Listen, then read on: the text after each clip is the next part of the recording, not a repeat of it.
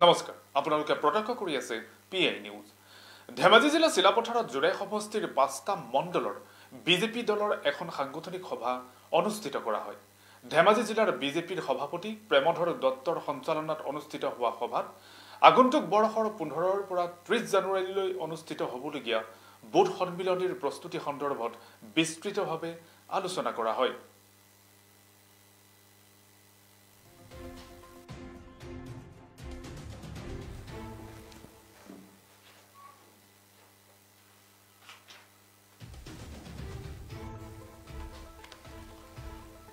পুনৰবাৰ জনাইছো, ধেমাজি চিলাপথাৰত জোৰাই সমষ্টিৰ ৫টা মণ্ডলৰ বিজেপি দলৰ এখন সাংগঠনিক সভা অনুষ্ঠিত কৰা হয়। ধেমাজি জিলাৰ বিজেপিৰ সভাপতি প্ৰেমধৰ দত্তৰ সঞ্চালনাত অনুষ্ঠিত হোৱা সভাত আগন্তুক বৰ্ষৰ ১৫ৰ পৰা ৩০ জানুৱাৰীলৈ অনুষ্ঠিত হ'বলগীয়া বুথ সন্মিলনীৰ প্ৰস্তুতি সন্দৰ্ভত বিস্তৃতভাৱে আলোচনা কৰা হয়।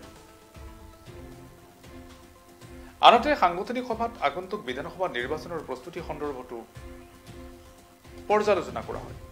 এই গুৰুত্বপূৰ্ণ সভাত জোৰাই সমষ্টিৰ বিজেপিৰ বহুকেইজন বিষয়ববীয়াই অংশগ্ৰহণ কৰে। পুনৰবাৰ জনাইছো, ধেমাজি চিলাপথাৰত জোৰাই সমষ্টিৰ ৫টা মণ্ডলৰ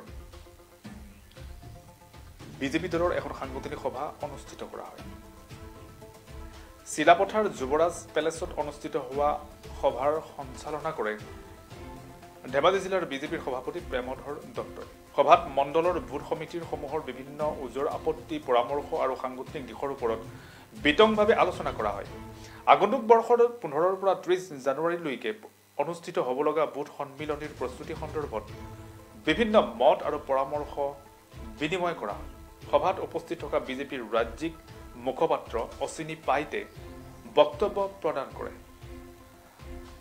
দলৰ সৰ্বস্তৰৰ কৰ্মীৰ ত্যাগ আৰু তৎপৰতাৰ বাবে জোৰাই সমষ্টিত বিজেপিয়ে এক গতি লাভ কৰিছে বুলি মন্তব্য কৰে পাইতে। আনহাতে কিছুদিনৰ পৰা একাংশই ব্যক্তিগত মতামত দি দলীয় কৰ্মীৰ মাজত থকা মনোবল আৰু সমন্বয় নিষেধ কৰাৰ ষড়যন্ত্ৰ কৰিছে বুলিও মন্তব্য প্ৰকাশ কৰে পাইতে। যিকোনো পৰিস্থিতিত সমষ্টিটোত দলীয় প্ৰাৰ্থীক বিজয়ী কৰাবলৈ হলে সকলোকে একত্ৰিত কৰি কাম কৰি যাব লাগিব বুলিও মন্তব্য প্ৰকাশ কৰে মুখপাত্ৰ পাইতে। এনেদৰে ধেমাজি জিলা চিলাপথাৰৰ জোৰাই সমষ্টিৰ ৫টা মণ্ডলৰ বিজেপি দলৰ এখন সাংগঠনিক সভা অনুষ্ঠিত কৰা হয়। ধেমাজি জিলাৰ বিজেপিৰ সভাপতি প্ৰেমধৰ দত্তৰ সঞ্চালনাত অনুষ্ঠিত হোৱা সভাত আগন্তুক বৰ্ষৰ ১৫ৰ পৰা ৩০ জানুৱাৰীলৈ অনুষ্ঠিত হ'বলগীয়া বুথ সন্মিলনীৰ প্ৰস্তুতি সন্দৰ্ভত বিস্তৃতভাৱে আলোচনা কৰা হয়।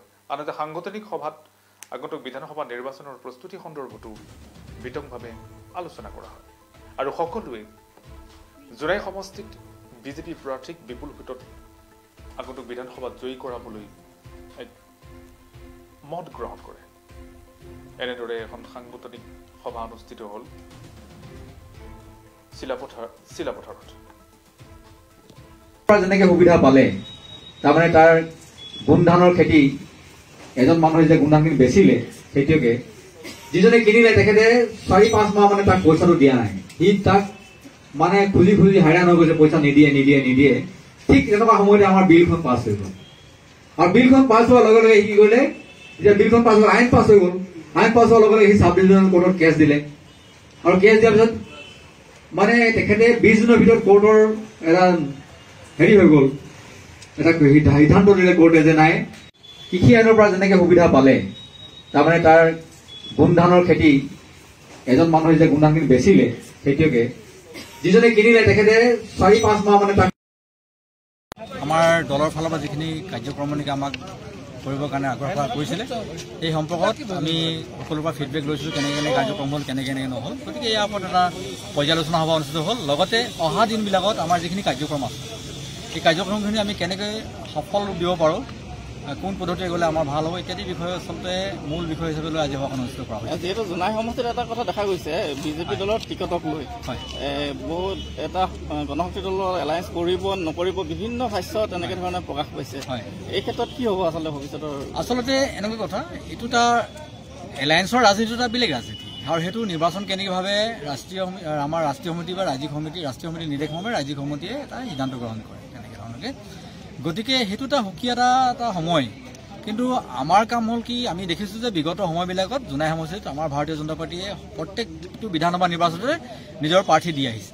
গতিকে আমি পুৰা আশাবাদী যে আগন্তুক দিনতো আমাৰ নিজৰ প্ৰাৰ্থী থাকিব, আমি আশাবাদী। গতিকে আমাৰ সকলো কাৰ্যকৰ্তাক আমি সক্ৰিয়ভাৱে আমি কাম কৰিবৰ কাৰণে আগ্ৰহ প্ৰকাশ কৰিছোঁ, যাতে আমাৰ দলৰ যি নিয়ম আছে, দলৰ যি সকলো কাৰ্যসূচী আছে, সকলো কাৰ্যসূচী সফল ৰূপ দি কামখিনি আগুৱাই যাওক, যাতে আমি প্ৰত্যেকটো জেগাতে আমি ভাৰতীয় জনতা পাৰ্টীৰ পতাকা আমি উজ্জীৱিত কৰি ৰাখিব। কিছুমান স্ববিৰোধী মন্তব্য প্ৰকাশ পাইছে আমাৰ প্ৰধান বৰুৱা কি মন্তব্য দিছে অৱশ্যে আমি সেইটো আমি মনোযোগ দিয়া নাই। কিন্তু কথা হ'ল কি, এটা আমাৰ দলৰ কাৰ্যকৰ্তাক মই এইটোৱে আগ্ৰহ কৰিম, সদায় এইটো আগ্ৰহ কৰি আহিছোঁ আৰু ভৱিষ্যতলৈ কৰিম যে আমি ভাৰতীয় জনতা পাৰ্টীৰ কাৰ্যকৰ্তা আমি সকলোৱে একত্ৰিত হৈ আমি কাম কৰিম আৰু দলৰ নীতি আদৰ্শ মতে কাম কৰিম। দলৰ ৰাজ্যিক সমিতিয়ে শেষ মুহূৰ্তত যি সিদ্ধান্ত ল'ব আমি সেই সিদ্ধান্ত আমি সকলোৱে মানি চলিম আৰু সেইমতে কাম কৰিম। গতিকে তাত আমি আৰু বেলেগ কথা হ'ব নাই। চাওক, আপোনালোকেতো আগন্তুক দিনত দেখিছে, আমি আগৰ পৰাও কৈ আহিছোঁ যে আমাৰ যিটো সিদ্ধান্ত হ'ব, এলায়েন্সৰ যিটো সিদ্ধান্ত হয়, সেইটো আমি আমাৰ এই গ্ৰাছৰুট লেভেলত আমি ল'ব নোৱাৰোঁ। এলায়েন্স কোন পাৰ্টিৰ লগত হ'ব নহ'ব, কাক টিকেট দিব নিদিব, সেইটো সম্পূৰ্ণ আমাৰ ৰাজ্যিক নেতৃত্ব আৰু কেন্দ্ৰীয় নেতৃত্বই লয়। গতিকে আমাৰ এটাই কাম হ'লে, আমাৰ উদ্দেশ্য আমাৰ ইয়াত সংগঠন মজবুত কৰিব লাগে, ভাৰতীয় জনতা পাৰ্টীৰ সংগঠন মজবুত কৰিব লাগে। তাত কোনো বিতৰ্ক নাই, সকলো কাৰ্যকৰ্তাই ভাল ধৰণে কাম কৰি আছে। আপোনালোকে কেনেকুৱা বিচাৰিব? আমিতো আমাৰ প্ৰাৰ্থী বিচাৰিছোঁ, আমাৰ পদুম ফুলৰ আমাৰ ইয়াত MLA লাগে, আমাক ইয়াত পদুম ফুলৰ চিম্বল লাগে। আমিতো বাৰম্বাৰ কৈ আছোঁ, আপোনালোকৰ আগত কৈছোঁ আৰু আগলৈও ৰাজ্যিক নেতৃত্বকো আমি জনাইছোঁ যে আমাক ইয়াত ভাৰতীয় জনতা পাৰ্টীৰ প্ৰাৰ্থী লাগে। আৰু আগন্তুক দিনত দেখিছে প্ৰতিবাৰে প্ৰতিটো নিৰ্বাচনতে ভাৰতীয় জনতা পাৰ্টীৰ প্ৰাৰ্থী ভাৰতীয় জনতা পাৰ্টীয়ে জোনাই সমষ্টিত দিছে। কিন্তু সংগঠনৰ ভেটি যেতিয়া দুৰ্বল আছিল, সেই দুৰ্বল থকাৰ কাৰণে আমি ইয়াত লজাৰ হৈছিলোঁ। কিন্তু এইবাৰ আমি সংগঠন মজবুত কৰিছোঁ। এইবাৰ আমি কোনো কাৰণতে ইয়াৰ পৰা আমি বেলেগ পাৰ্টি উইনাৰ হ'ব নোৱাৰে। আমাৰ ভাৰতীয় জনতা পাৰ্টি নিশ্চিন্তভাৱে ইয়াতে জয়যুক্ত হ'ব, এইটো মোৰ আশা। চাওক, আপোনালোকে